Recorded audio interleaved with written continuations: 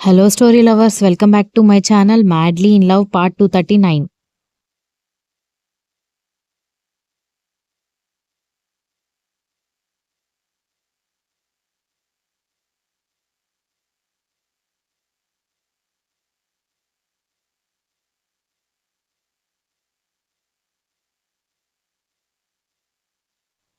కలిసిపోయినట్టే అని నేను అనుకుంటున్నాను.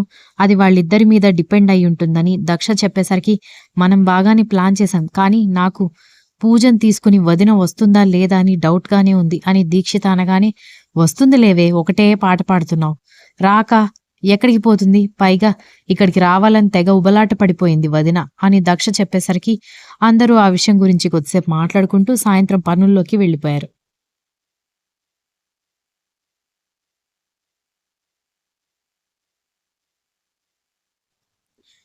మర్నాడు ఉదయాన్నే పూజారి గారు వచ్చి అమ్మగారు శాంతి ముహూర్తానికి ముహూర్తం పెట్టించడానికి మాట్లాడడానికి రమ్మన్నారు. జాతర అయిపోయిన తెల్లారి నా కూతురి కొడుకుది బారసాల ఫంక్షన్ ఉంది. నేను వెళ్తున్నాను. మళ్ళీ రావడానికి వారం రోజులు అటూ ఇటుగా అవుతుంది. అందుకే మాట పోకూడదని ఇప్పుడే వచ్చానని పూజారి గారు చెప్పడంతో, కూర్చోండి పూజారి గారు అంటూ ఆయనకి కాఫీ ఇచ్చి పెద్దావిడ మాట్లాడుతుంటే, ఈలోపు సౌజన్య, ప్రవీణ్, పూజ, ద్రుపద అందరూ వచ్చేసరికి అదిగో వస్తుందా రాదా అని డౌట్ పడ్డారు. కుటుంబ సమేతంగా వచ్చింది మా వదిన అని అంది దీక్షిత.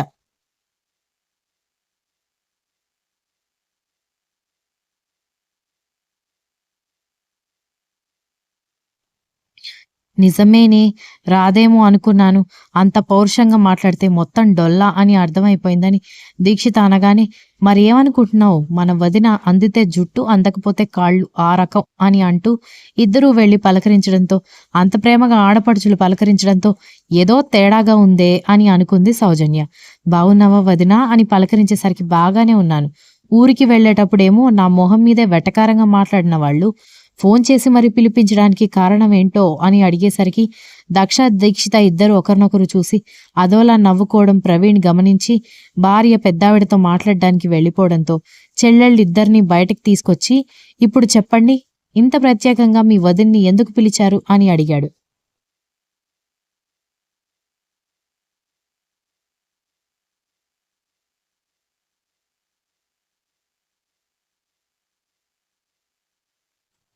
అదేంటన్నయ్య అలా అడుగుతావు అనగానే, మీకు నా మీద ప్రేమ ఉండి ఉండొచ్చు కానీ మీ వదిన మీద ఇసుమంత కూడా గౌరవం లేదని నాకు తెలుసు.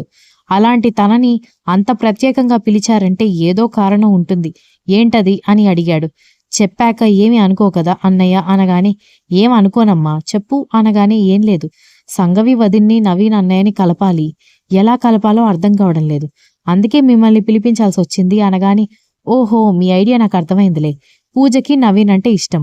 పూజ మనం ఎంత చెప్పినా కూడా కుదురుగా ఉండదు. బెదిరించినా కూడా కుదురుగా ఉండదు. సో ఆ రకంగా సంగవికి జలసి మొదలవుతుంది. కలిసే ఛాన్స్ ఉంటుంది అనగానే దక్ష, దీక్షిత ఇద్దరు అవును అన్నట్టుగా చూడ్డంతో, సరే అలాగే కానివ్వండి అన్నాడు ప్రవీణ్.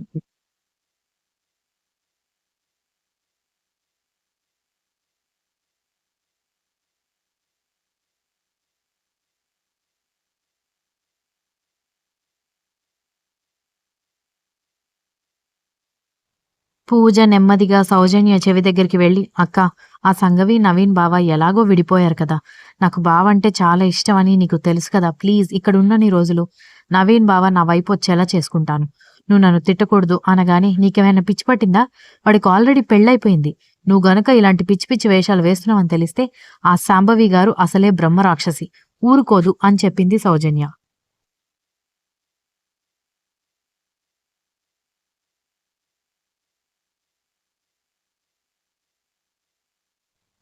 ఊరుకోగా ఏం చేస్తుంది? అల్లుడిని, కూతుర్ని కలపడం తన వల్ల కాకే కదా సైలెంట్‌గా ఉంది అనగానే, వాళ్ళని అంత తక్కువ అంచనా వేయకు. నా మాట విను అనగానే, పో అక్క, నువ్వెప్పుడు ఇంతే. నాకెప్పుడూ సపోర్ట్ చేయవు అనగానే, నీ కర్మ, చెప్పాల్సింది చెప్పాను. ఆ తర్వాత నీ ఇష్టం అని అంది సౌజన్య.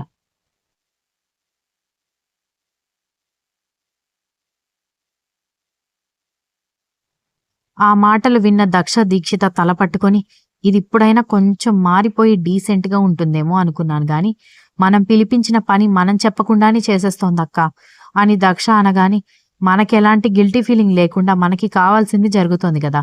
ఇంక మనకెందుకు అని అంది దీక్షిత. పూజారి గారు ముహూర్తాలు చూసి సరిగ్గా వారం రోజుల తర్వాత ముహూర్తం బావుందమ్మా. ఆ రోజు మీరు ఏర్పాటు చేసుకోవచ్చు. ఇక సెలవు ఇప్పిస్తే నేను వెళ్తాను అమ్మా అనగానే అలాగే పూజారి గారు అంటూ సంభావన ఇచ్చేసి ఆవిడ పంపించడంతో పూజారి గారు వెళ్ళిపోగానే ఆ పక్కనే సౌజన్య పూజ కనిపించేసరికి మీరెప్పుడొచ్చారు? మిమ్మల్ని ఎవరు పిలిచారు? అని బామ్మ అడిగేసరికి సౌజన్య పూజ ఒకరినొకరు చూసుకుంటే నేనే పిలిపించాను బామ్మ అని అంది దీక్షిత.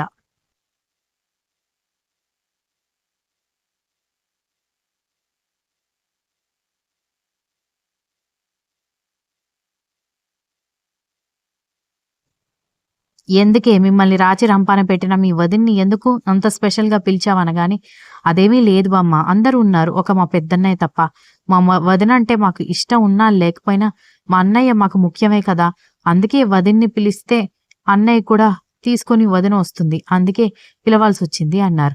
పోనీలే అని సౌజన్య వైపు చూసి, ఏమే పిల్లా! మీ అత్తగారింట్లో నీ ఆడపడుచుల మీద పెత్తనం చేసినట్టు ఇక్కడ పెత్తనం చేయడానికి ప్రయత్నించావనుకో కాళ్ళు విరుగుతాయి. ఒళ్ళు దగ్గర పెట్టుకుని ఉండండి. నువ్వు, నీ చెల్లెలు, మీ అమ్మ అని చెప్పేసరికి అలా మమ్మల్ని అవమానించడానికా ఇక్కడికి తీసుకొచ్చింది అని ద్రుపద కోపంగా అడిగేసరికి నేను నిన్ను తీసుకొచ్చానా అని అడిగింది సౌజన్య వెటకారంగా.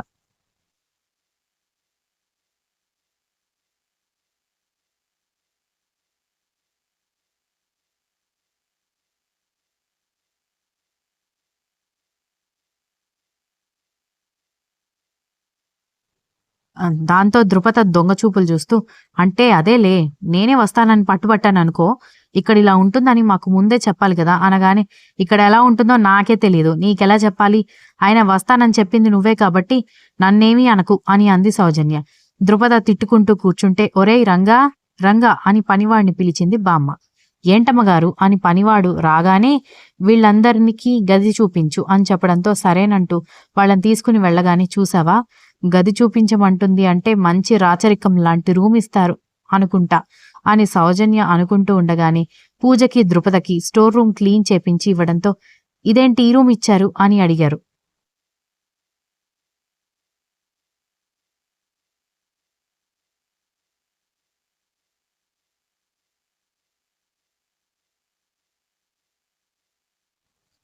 ఇంట్లో ఉన్న గదులన్నీ నిండిపోయాయమ్మా. అమ్మగారి పిల్లలు మనవళ్ళేమైనా తక్కువ మంది ఉన్నారా? మీ అమ్మాయికి అల్లుడికి రూమ్ ఇవ్వగా ఇక మిగిలింది ఇది మాత్రమే. ఇది కూడా వద్దంటే చెప్పండి. హాల్లో ఒక పక్కన నవారు మంచం వేస్తారు అని రంగా చెప్పేసరికి అక్కర్లేదులే మేమిందులోనే ఉంటాం అని అంది పూజ.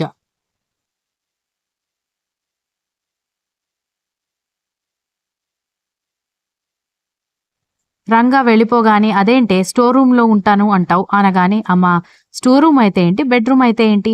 బెడ్‌రూమ్‌లో సామాన్లు వేస్తే అది స్టోర్ రూమ్ అవుతుంది. స్టోర్ రూమ్ క్లీన్ చేసి మంచం వేస్తే అది బెడ్‌రూమ్ అవుతుంది. మనం దాన్ని వాడే దాన్ని బట్టి ఉంటుంది అని అంది పూజ. ఆ నవీన్ గాడి కోసం ఏ పని చేయడానికైనా సిద్ధంగా ఉంటావు కదా నువ్వు అని ద్రుపద చిన్న కూతురు ప్లాన్ అర్థమై అడిగేసరికి మరి వచ్చిన అవకాశాన్ని దూరం చేసుకోవడం తెలివైన వాళ్ళ లక్షణం కాదమ్మా. అది మా అక్క అత్తగారి ఇల్లైనా సరే అక్కడ స్వతంత్రంగా వచ్చి వెళ్ళే అవకాశం నాకు లేదు. అలాంటిది లేక లేక ఇక్కడికి వాళ్లే స్వయంగా పిలిచినప్పుడు వచ్చిన అవకాశాన్ని అందిపుచ్చుకోవాలి అని అంది పూజ.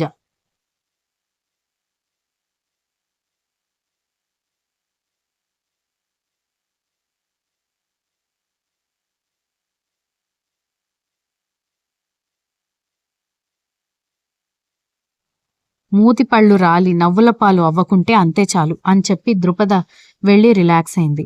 నార్త్ అమెరికాలో ల్యాండ్ అవ్వగానే అక్కడ ఉన్న కొంతమంది మనుషులు వచ్చి కర్ణబాబుని రిసీవ్ చేసుకోవడంతో లాంగ్ సూట్ కోట్ వేసుకుని కళ్ళకి గ్లాసెస్ పెట్టుకుని చేతిలో సూట్ కేసుతో స్టైలిష్ గా వెళ్తున్న అతనికి ఎదురుగా వచ్చి రండి అని తీసుకుని వెళ్లారు.